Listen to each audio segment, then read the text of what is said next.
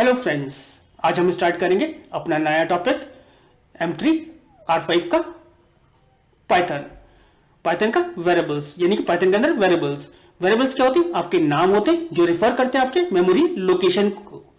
Python के variables को आप आइडेंटिफायर्स भी बोल सकते हो। किस लिए? क्योंकि वो आपकी वैल्यूज को होल्ड करते हैं। आपके पाइथन के अंदर वेरिएबल्स के आपको डेटा टाइप देने की जरूरत नहीं होती है, वो ऑटोमेटिकली डिटेक्ट कर लेता है कि किस टाइप की वैल्यूज आपने स्टोर कराई है। आप पाइथन जो है वो क्या है? इनफर हाई और स्मार्ट लैंग्वेज है, जिसके अंदर ऑटोमेटिकली डिटेक्ट हो जाता है कि इस वेरिएबल के अंदर किस टाइप की वैल्यूज स्टोर हुई है। उसी हिसाब से उस वेरिएबल का टाइप हो जाता है। वेरिएबल का जो नाम होता है वो आप लेटर्स, डिजिट्स और अंडरस्कोर से यूज कर सकते हो। इसके अलावा कोई भी चीज यूज नहीं कर सकते थे। दैट मीन्स आप capital A to capital Z, small a to small z, 0 to 9 और अंडरस्कोर यूज कर सकते थे। इसके अलावा आप कुछ यूज नहीं कर सकते वेरिएबल के नाम में। हमेशा रिकमेंड कराया गया है कि आप लोअर केस लेटर्स यूज करें वेरिएबल का जब नाम डिफाइन करना हो। आपको जो वेरिएबल का नाम होता है वो क्या होता है? केस प्रिजर्व करता है। सपोज आपने एक जगह लिखा स्टूडेंट इक्वल्स टू 5 और दूसरी जगह लिखा स्टूडेंट इक्वल्स टू 10 और तीसरी जगह लिखा है S capital TUDENT equals to 15। तो ये तीन अलग अलग वेरिएबल्स हैं, क्योंकि आपकी जो पाइथन के अंदर वेरिएबल्स होते हैं वो क्या करते हैं? केस प्रिजर्व करते हैं। चलिए आगे देखते हैं। पाइथन के अंदर जब भी आप वेरिएबल्स डिक्लेयर कर रहे होते हैं, वेरिएबल इनिशियलाइज कर रहे होते हैं, वेरिएबल्स का नाम दे रहे होते हो, तो उसके अंदर आपको कुछ रूल्स फॉलो करना पड़ते हैं। दैट मीन्स आपको आइडेंटिफायर्स की यानी वेरिएबल्स के डिक्लेयर करने के लिए या फिर आइडेंटिफायर्स के नाम डिक्लेयर करने के लिए आपको कुछ रूल्स फॉलो करना पड़ते हैं। सबसे पहले क्या हो सकता है? आपका जो वेरिएबल है वो अंडरस्कोर से स्टार्ट हो सकता है। All the character except first character can be क्या होना चाहिए? आपका जो वेरिएबल है वो small a to small z या capital A to capital Z underscore से स्टार्ट हो सकता है। आप 0 to 9 डिजिट यूज कर सकते हो, लेकिन वो क्या होना चाहिए? फर्स्ट अल्फाबेट यानी कि फर्स्ट डिजिट कैरेक्टर नहीं होना चाहिए आपके वेरिएबल का। Identifier name must not contain white spaces और स्पेशल कैरेक्टर्स।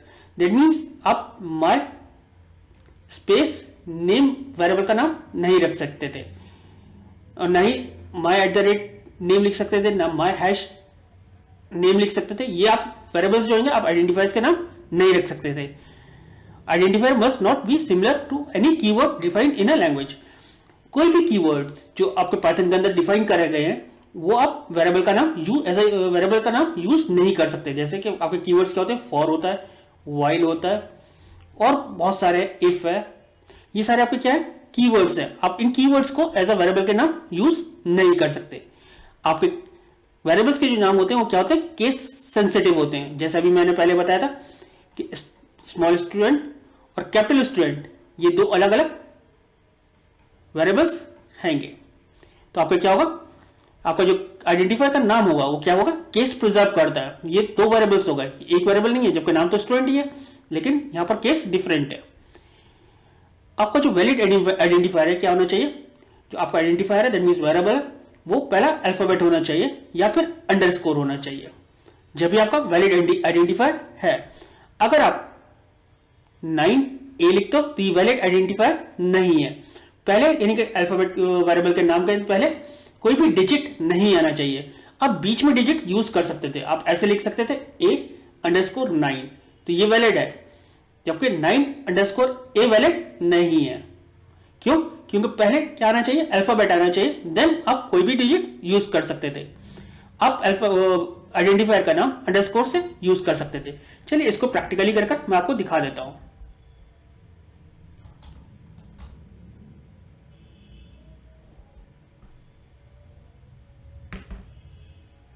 सपोज मैं यहां लिखता हूं A equals to 5, capital A equals to 10 और मैं लिखता हूं प्रिंट स्मॉल a, तो क्या प्रिंट होगा?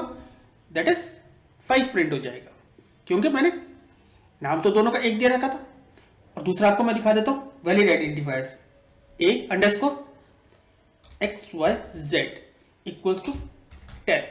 तो ये क्या है, वैलिड है। अगर मैं इसको प्रिंट करके दिखा देता हूं, क्योंकि ये इसने एक्सेप्ट कर लिया, तो ये इसकी वैल्यू प्रिंट कर देगा। अगर मैं लिखता हूं 9a इक्वल्स टू 23, तो ये क्या है, ये इनवैलिड आइडेंटिफायर है, तो यहां एरर देगा, इनवैलिड नेम। इवन अगर मैं यहां लिखता हूं a हैश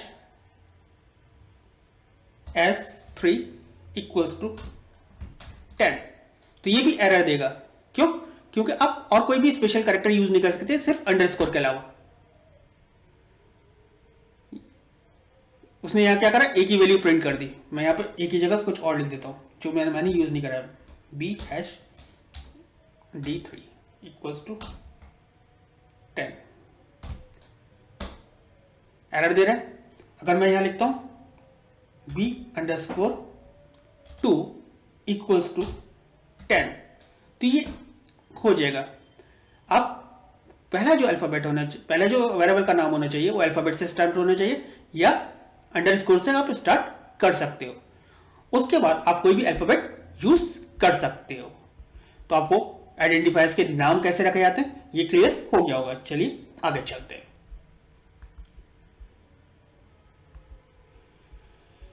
किसी भी वेरिएबल को असाइन करने के लिए, दैट मींस आइडेंटिफायर को या वेरिएबल को वैल्यू असाइन करने के लिए आप क्या करते हो, इक्वल्स टू साइन का यूज करते हो।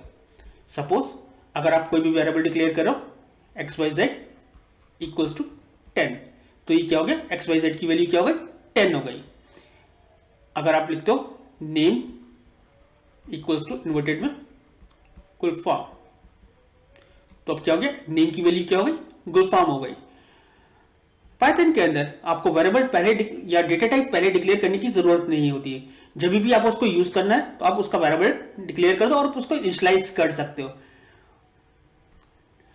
जैसे और लैंग्वेजेस में आपको क्या करना पड़ता था कि आपको वेरिएबल डिक्लेयर करना पड़ता था। सपोज आपको लिखना पड़ता इंट एक्स वाई जेड, तो आपको पाइथन के अंदर ऐसा कुछ करने की जरूरत नहीं होगी। पाइथन ऑटोमेटिकली डिटेक्ट करेगा और डिक्लेयर कर देगा उस वेरिएबल को कि वो किस डेटा टाइप का हैगा। चलिए आगे चलते हैं। अगर हम अभी जो पाइथन की बात कर रहे थे, यहां पे ऑब्जेक्ट रेफरेंस होता है पाइथन के अंदर। क्या पाइथन आपकी आपकी जो ऑब्जेक्ट ओरिएंटेड लैंग्वेज है, और ये क्या है, आपका इंटरप्रेटर कैसे वर्क करता है मैं आपको बताता हूं। कि अगर आप लिखते हो प्रिंट गुलफाम, तो ये ऑटोमेटिकली क्या है, ये आपको बता रहा है कि आपने कौन सा डेटा टाइप यूज करा है, दैट इज स्ट्रिंग यूज करा है। मैं आपको यहां पर कर दिखा देता हूं। अगर मैं यहां लिखता हूं x इक्वल्स टू इन्वर्टेड के अंदर गुलफाम, y इक्वल्स टू 10 ले रहा हूं। अगर मुझे चेक करना है कि मैं कौन सा डेटा टाइप यूज हो रहा है, मैं यहां पे क्या लिखूंगा, प्रिंट ब्रैकेट में टाइप, मैंने एंटर कर दिया, प्रिंट ब्रैकेट टाइप, किसका मुझे टाइप चाहिए था, ए का। तो अब क्या प्रिंट करेगा, दैट इज सॉरी एक्स का चाहिए था मुझे, मैं यहां लिखूंगा एक्स। तो यहां पर क्या करेगा, that is str class. Error क्यों दे रहा है, टाइप की स्पेलिंग गलत है। प्रिंट टाइप एक्स, तो अब क्या प्रिंट कर रहा है, दैट इज हम कौन सा क्लास का ऑब्जेक्ट यूज हो रहा है, दैट इज str क्लास का। इसका मतलब क्या है कि आपका जो एक्स वेरिएबल है ये किस क्लास को रिफर कर रहा है, दैट इज स्ट्रिंग क्लास को। अगर ऐसी मैं यहां पर यूज करता हूं प्रिंट टाइप वाई, तो ये किस क्लास का होगा, दैट इज इंटीजर टाइप का होगा। ये कौन सा क्लास यूज कर रहा है, दैट इज इंटीजर। इसीलिए पाइथन आपकी क्या है, ऑब्जेक्ट ओरिएंटेड प्रोग्रामिंग लैंग्वेज है, जहां पे हर डेटा टाइप आपका किससे स्पेसिफाई होता है, क्लास से स्पेसिफाई होता है। जैसे भी मैंने अभी आपको एग्जांपल में दिखाया कि जब भी आप यूज कर रहे थे, दैट मींस स्ट्रिंग इनिशियलाइज कर रहे थे और टाइप फंक्शन के थ्रू आप देख ले रहे थे कि कौन सा क्लास यूज हो रहा है। तो हमारे जो ए था, ए इक्वल्स टू, अगर आप लिखते हो गुलफाम, तो आपका ए क्या है, दिस इज ऑब्जेक्ट, यानी कि ऑब्जेक्ट वेरिएबल, एक वेरिएबल है जिसको आप क्या बोल रहे हो, ऑब्जेक्ट, और ये ऑब्जेक्ट किस क्लास का है, दैट इज str क्लास का है। ऐसे अगर आप लिख रहे थे x इक्वल्स टू 5, x क्या है, ऑब्जेक्ट है, और ये किस क्लास का ऑब्जेक्ट है, दैट इज इंट क्लास का ऑब्जेक्ट है। ऐसे ही सारे डेटा टाइप आपके डिक्लेयर होते हैं, यानी कि क्लासीफाई है पाइथन के अंदर। चलिए आगे देखते हैं पाइथन के अंदर क्या होता है। आपकी मेमोरी को बहुत अच्छे से यूटिलाइज किया जाता है। सपोज अगर आपने यहां पर एक वेरिएबल डिक्लेयर करा a और इसकी वैल्यू क्या करिए 50 इनिशियलाइज कर दी है, तो अब ये क्या होगा, जो 50 होगा ये आपका क्या होगा, एक मेमोरी में प्लेस होल्ड कर रहा होगा और a जो होगा उसको रेफरेंस कर रहा होगा। अगर मैं लिख देता हूं a इक्वल्स टू 50, तो a की वैल्यू क्या होगी, 50 हो गई, और 50 जो होगा, जो आपकी मेमोरी लोकेशन में जगह होगी, उसको रेफर कर रहा होगा। अगर मैं यहां पर लिख देता हूं b इक्वल्स टू a, अब b के लिए दूसरा ये नहीं बनाएगा, दैट मीन्स ये वैल्यू मेमोरी में और नहीं लेगा। वो क्या करेगा, जो 50 वैल्यू है वो a के लिए भी वही रेफरेंस देगा और b के लिए भी वही रेफरेंस देगा। अगर वैल्यू चेंज है तो आपकी रेफरेंस अलग अलग हो जाएंगे। चलिए मैं आपको ये कर दिखा देता हूं। सपोज अगर मैं लिख रहा हूं x equals to 5, print id,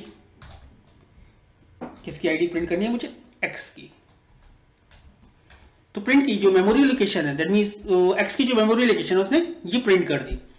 अगर मैं लिख देता हूं y इक्वल्स टू x, तो दैट मींस क्या हुआ, y की वैल्यू भी क्या हो गई, x के इक्विवेलेंट हो गई। अगर मैं लिखता हूं प्रिंट id y, अगर मैं y की भी आईडी प्रिंट करूंगा तो y की जो आईडी होगी वो क्या होगी, सेम होगी। क्यों, क्योंकि वो इसी मेमोरी लोकेशन को रेफर कर रहा होगा। देखिए दोनों की आईडी क्या है, सेम आ रही है। अगर मैं x और y की वैल्यू चेंज कर देता हूं तो उस कंडीशन में क्या होगा, ये जो आईडीज होंगी ये डिफर होंगी। यहां पर अगर मैं लिख देता हूं x इक्वल्स टू 5 और y इक्वल्स टू 10, अगर अब मैं प्रिंट कराता हूं प्रिंट id x, तो ये आईडी आ रही है। अगर मैं लिखता हूं प्रिंट id y, तो अब देखिए ये दूसरी आईडी आएगी, सिमिलर नहीं आ रही है। पहले क्या आ रही थी, सेम आ रही थी, अब ये सेम नहीं आ रही है। तो पाइथन में क्या होता है, वेरिएबल्स आर सिंबॉलिक नेम, वो क्या रेफर करते हैं, पॉइंट करते हैं आपके ऑब्जेक्ट को, और वेरिएबल्स क्या होते हैं, डिनोट करते हैं आपके ऑब्जेक्ट्स के नेम को। अब कंडीशन क्या हुई, यहां पर क्या कर रहे थे, A variable refers to integer object. अगर हम 50 वैल्यू असाइन करते हैं किसको, ए को, और उस वही वैल्यू हम बी को इनिशियलाइज कर देते तो किसको करेगा, सेम ऑब्जेक्ट को पॉइंट करेगा, दैट मींस 50 को ही पॉइंट करेगा, और हमारी जो आईडीज रहेंगी वो सेम रहेंगी। अगर वैल्यूज डिफर होंगी तो हमारी आईडीज चेंज होंगी। चलिए आगे देखते हैं।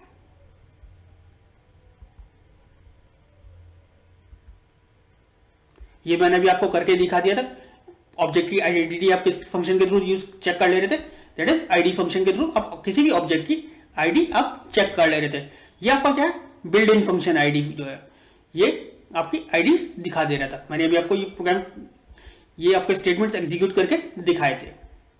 पाइथन के अंदर जब भी आप वेरिएबल्स डिक्लेयर कर सकते हो, आप 3 केसेस यूज कर सकते हो। या तो आप कैमल केस के थ्रू यूज कर सकते हो, पास्कल केस यूज कर सकते हो, और स्नेक केस यूज कर सकते हो। कैमल केस आपका क्या होता है, जहां पर आपके जो वेरिएबल होगा उसका जो बीच वाला अल्फाबेट होगा वो आप क्या कर दोगे, कैपिटल कर दोगे। जो आपके क्या हो रहा है, each word of abbreviation in the middle will begin with a capital letter. जैसे यहां पर वैल्यू का ओ कैपिटल है, वैल्यू ऑफ का ओ कैपिटल है, वैल्यू ऑफ वेरिएबल एक वेरिएबल है जिसका ओ कैपिटल है, नेम ऑफ स्टूडेंट का ओ कैपिटल है। ये क्या कहलाता है आपका कैमल केस। एक होता है Pascal case. In Pascal case same as camel case होता है, लेकिन यहां पर क्या होता है, फर्स्ट वर्ड का क्या होता है, आपका जो हर वर्ड का फर्स्ट अल्फाबेट होगा वो क्या होगा, कैपिटल हो जाएगा। अगर हम यहां कैमल केस की बात करें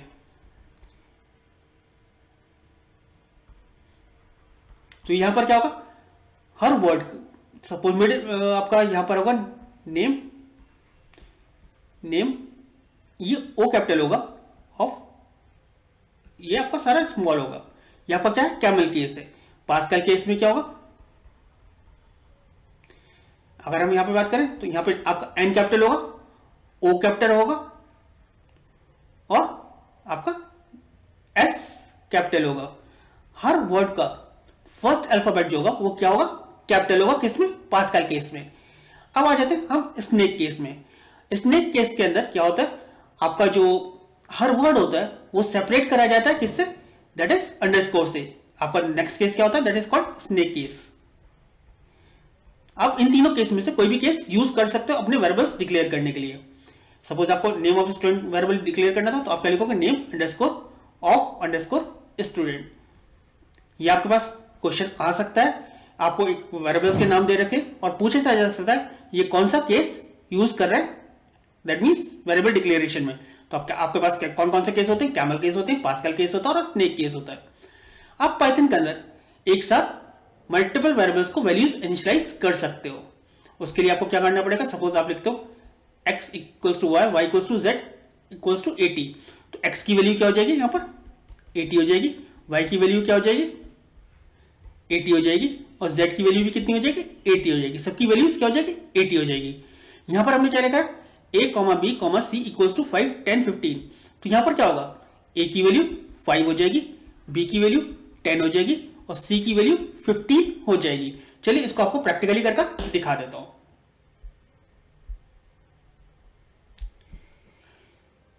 x equals to Y equals to equals to अगर मैं माइनस लगा रहा x equals to Y equals to z equals to 80। अब मैं आपको इन तीनों की वैल्यूज प्रिंट करके दिखा दे रहा हूं। प्रिंट x क्या प्रिंट हो रहा है 80, प्रिंट y क्या प्रिंट होएगा that is 80, print z S G, तो क्या प्रिंट हो रहा है 80।